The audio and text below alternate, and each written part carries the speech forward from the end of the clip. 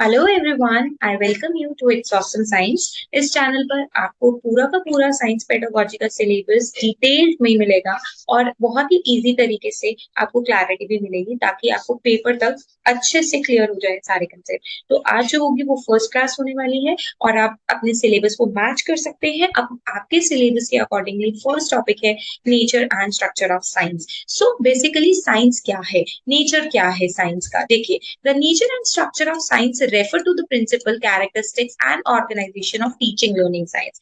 मतलब आप साइंस कैसे पढ़ाएंगे, राइट? साइंस को पढ़ाने के लिए क्या प्रिंसिपल्स यूज करेंगे, राइट? और लर्निंग के लिए क्या प्रिंसिपल्स है, right? It tells the fundamental aspect of how science is taught, science कैसे पढ़ाई जाती है, right? And the underlying philosophy and to approach to the science education। यानी साइंस को पढ़ाने की क्या फिलोसफी है, क्या अप्रोच आप यूज करेंगे। तो इस वीडियो में हम पढ़ेंगे कि स्ट्रक्चर क्या है साइंस का, right? So the first basis is inquiry based learning, right? Here what happens in this science pedagogy emphasizes on inquiry basis। मैं आपको एक छोटा सा एग्जांपल देती हूँ यहाँ पर। थॉमस एडिसन ने, राइट, अगर मैं थॉमस एडिसन की बात करूं तो जो थॉमस एडिसन साहब थे, राइट, उन्होंने बल्ब की क्या करी थी, पहले तो उसने डिस्कवरी करी थी, बट उनके पास क्या था, उनके पास एक थॉट था, राइट?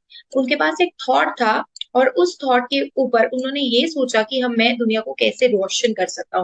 तो इसके अंदर आप क्या समझते हैं कि साइंस क्या है? एक इंक्वायरी बेस्ड लर्निंग है जिसके अंदर स्टूडेंट्स एक्टिवली पार्टिसिपेट करते हैं और साइंटिफिक कंसेप्ट को क्या करते हैं, क्लियर करते हैं, जिसमें इन्वेस्टिगेशन होती है, ऑब्जर्वेशन करते हैं, किसी भी चीज को ऑब्जर्व करते हैं ताकि आपको उस सब्जेक्ट का क्या मिले, ताकि आपको उस सब्जेक्ट की प्रॉपर नॉलेज मिल सके। ठीक है, तो फर्स्ट तो हो गया आपका इंक्वायरी बेसिस लर्निंग, जिसके अंदर आप कोई भी साइंस की पेडागोजी का टॉपिक है या कोई भी टॉपिक है उसको आप इंक्वायरी करके पढ़ते हैं। सेकेंड, जो कि बहुत ही ज्यादा इंपॉर्टेंट है, वो है हैंड्स ऑन एक्सपीरियंशियल लर्निंग। कभी भी साइंस बिना हैंड्स ऑन एक्सपीरियंशियल लर्निंग रट के नहीं पढ़ी जाएगी, रॉट मेमोराइजेशन नहीं होगी।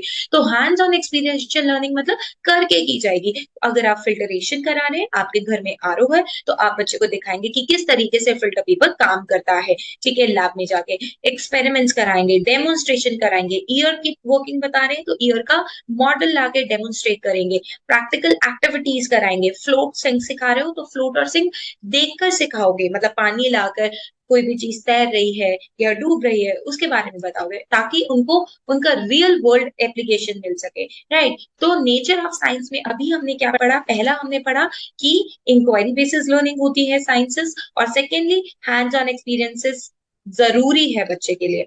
नेक्स्ट इंपॉर्टेंट है प्रोसेस ओरिएंटेड अप्रोच। अब ये क्या है? प्रोसेस ओरिएंटेड अप्रोच जो है ये फोकस करती है process of scientific inquiry, emphasising critical thinking, problem solving and scientific method. इसको बहुत ही इजी वर्ड्स में मैं बताती हूँ। साइंस पेडागोजी क्या फोकस करती है कि आपको कोई भी टॉपिक दिया आप उसको इंक्वायर करो। अगर मैं आपको बोलती हूँ कि आप ये इंक्वायर करो कि history of early humans, right, early humans की हिस्ट्री इंक्वायर करो, कहाँ से मिले, कहाँ से आए, राइट? तो आप उसकी इंक्वायरी करना बहुत जरूरी है इंस्टेड ऑफ कोई कंक्लूजन निकालने के। Emphasis is on critical thinking, why, how, where, what, everything is important in science, right? हमें कोई भी क्वेश्चन नहीं सोचना है, हर टॉपिक पे एम्फसाइज करना है।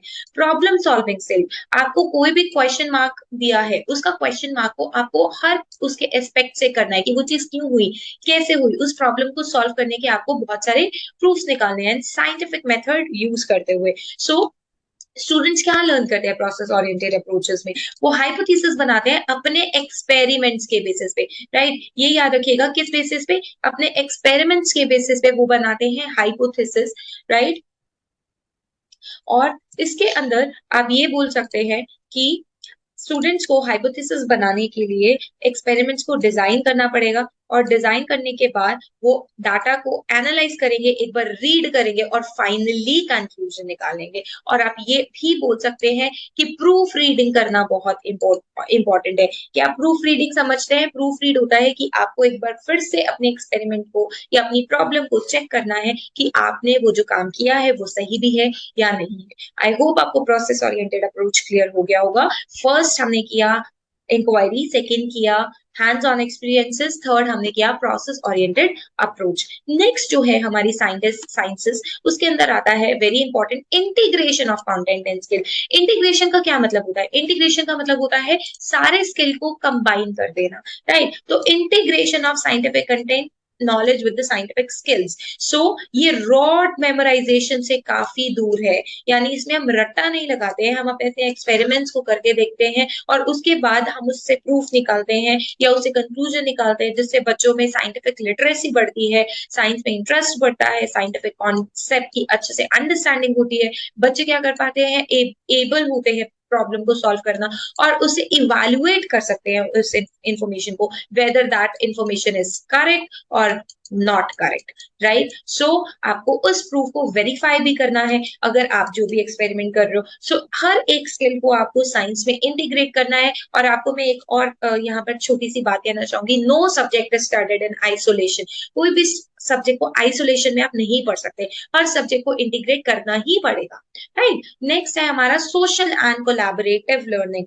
साइंस पेडागोजी इंक्लूड करती है, एनकरेज करती है कोलैबोरेशन, मतलब सब मिलकर एक्टिविटी करें, कम्युनिकेट करें। अगर किसी के पास एक आइडिया है तो दूसरे के पास अच्छा आइडिया और भी हो सकता है, जिसे हम टीम वर्क से अपना एक्सपेरिमेंट को जल्दी से क्या कर सकते हैं, खत्म कर सकते हैं और उसके कंक्लूजन पे आ सकते हैं। अब it recognize the social nature of scientific inquiry, promotes group work and discussion and sharing of ideas। इसका मतलब अगर बच्चा ज्यादा से ज्यादा कोलैबोरेट करके अपना काम करता है तो उससे क्या होगा, उससे ये होगा कि आपकी जो साइंस पेडागोजी है उसके अंदर, मतलब ये बोला जा सकता है कि ग्रुप वर्क जो रहेगा वो प्रमोट हो रहा है, डिस्कशन प्रमोट हो रहा है, आइडिया शेयर होंगे और ज्यादा से ज्यादा लर्निंग होगी, राइट? नेक्स्ट जो हमारे पास है that is your authentic and contextual learning, very very important। Science is not based on myths, it is based on facts, right? तो ये प्रमोट करती है ऑथेंटिक कॉन्टेक्स्ट। कुछ भी कोई भी बोल देगा तो उस पर बिलीव नहीं करना है जब तक हम उसका रियल लाइफ सिचुएशन नहीं देखते या सोसाइटल इश्यूज नहीं देखते। इसीलिए जो साइंस है, साइंस का नेचर ही ये है कि बच्चे उस कॉन्सेप्ट को एप्लीकेशन करके सीखे।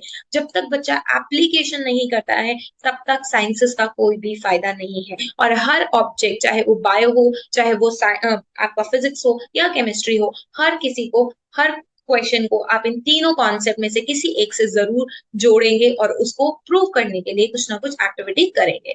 Continuous assessment and feedback, very very important. आपको बार बार या तो साइंस पेडागोजी करानी है तो उस टाइम पर, मतलब साइंस पेडागोजी हमें एम्फसाइज करती है कि आप बच्चे का कॉन्टिन्यूस असेसमेंट लेते रहें। यानी ऐसा ना हो कि आपने बच्चे को करा दिया और आप उससे 6 महीने तक उसके बारे में कुछ नहीं पूछ रहे हैं। तो फॉर्मेटिव असेसमेंट टाइमली, मतलब एक हफ्ते में या एक महीने में एक बार, राइट, आप उससे गो थ्रू कराते रहे। समेटिव असेसमेंट जो एंड में हो गई, पर ये ध्यान रखिएगा यहाँ पर आपको कोई भी चेंजेस करने का मतलब नहीं बनेगा, क्योंकि समेटिव एंड में होगी तो बच्चा उसके ऊपर क्या नहीं कर पाएगा, अपने कॉन्सेप्ट के ऊपर वर्कआउट नहीं कर पाएगा, right? It provides timely feedback, ये हमें टाइमली फीडबैक देती है स्टूडेंट्स को। और अगर हम असेस करते रहेंगे तो बच्चे को पता लगेगा उसकी खामियां कहाँ है और उसको आइडेंटिफाई करेगा और उससे उसका एरिया ऑफ इम्प्रूवमेंट बढ़ेगा। मतलब उसको जहां जहां उसकी गलतियां होंगी वो उसको समझेगा और समझने के बाद उस पर वर्क करेगा, right? So at last I would conclude it that first we have learned that the science is doing with learning by doing, right? So in that what we have learned in science, we have learned that कि hands on experience लेना बहुत important है। और हम क्या बोल सकते हैं, इंक्वायरी बेसिस लर्निंग करना बहुत इंपॉर्टेंट है, राइट? प्रोसेस ओरिएंटेड अप्रोच बहुत इंपॉर्टेंट है। इंटीग्रेशन, हर कंटेंट को मिक्स करना इंपॉर्टेंट है। ग्रुप में स्टडी करना, कोई भी एक्सपेरिमेंट कर रहे हैं, सोशल कोलैबोरेटिव लर्निंग करना नेचर ऑफ साइंस में पढ़ा जाता है। ऑथेंटिक चीज होनी चाहिए, मिथ्स पे बिलीव नहीं करना है, ठीक है? रियलिटी होनी चाहिए। कॉन्टिन्यूस असेसमेंट करते रहे बच्चे की, जिससे कि बच्चे को इम्प्रूवमेंट मिले जहां जहां पे उसकी लैक ऑफ लर्निंग है। सो हम ओवरऑल ये बोल सकते हैं कि जो nature and structure of science है वो ये फॉस्टर करती है, फॉस्टर मतलब बढ़ावा देती है कि साइंटिफिक कॉन्सेप्ट जो हो, थिंकिंग स्किल्स जो हो बच्चे के अंदर वो डेवलप हो, कल्टीवेट हो और क्यूरोसिटी और भी डेवलप हो। और हम बच्चे के अंदर एक क्या दिखा सके कि बच्चे में जो चीजें करने की एबिलिटी है वो उसको निकाल सके। मतलब बच्चे को हम इस तरीके से कार्व कर दे कि बच्चा अपने से ही अच्छे से अच्छा उभर के आए, right? So this is all about the video. I hope you like it, and if you have any doubt, you can mail on this ID. And for seated online preparation and for the notes, written notes, you can also mail on this ID. Thank you so much for watching.